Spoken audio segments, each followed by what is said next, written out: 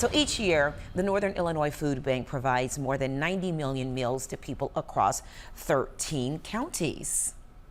And as Tracy tells us, the food bank is also helping to feed rescued wildlife while reducing food waste. Yeah, the Northern Illinois Food Bank. I mean, what an incredible idea. So yes, expired or discolored meat and fish, not safe for us to eat, but it's okay for some wild animals. The Big Run Wolf Ranch in Lockport has been picking up meat and fish from the food bank's South Suburban Center in Joliet for 10 years now, essentially feeding the animals the food bank's leftovers.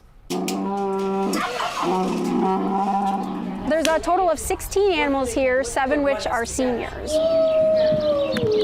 Big Run Wolf Ranch is a wildlife education facility that specializes in the education of mostly North American wildlife.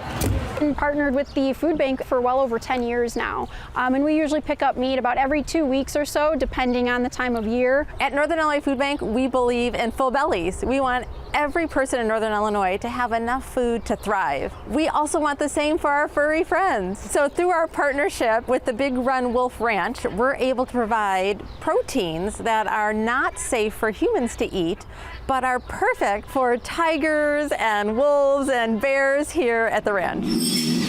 Wild animals have very strong enzymes in their stomachs, and that's why in the wild they can eat these rotting carcasses and not get sick from it. We've donated over 300,000 pounds of food to the ranch. The greenhouse gas emissions that would have come off of those meats if we put them into the landfill, we have diverted what the equivalent is of 110 cars coming off the road for an entire year. Being a nonprofit, we completely survive off donations from the public or donations from the food bank. A lot of the animals that are here were either rescued from USDA facilities that were shut down or people who had them illegally. Our American black bear Kuma, who's 26 this year, he was rescued from animal control. They had taken him from a lady who had bought him in Kankakee for $300. The bear really prefers salmon. He's got expensive taste. He loves salmon. When it comes to the tiger, this time of year he's getting about 18 pounds of food, and that could be turkey, a little bit of fish, venison, goose meat, beef, pork, things like that. We tried to give some snacks to Amau and Luna, our wolves in the enclosure,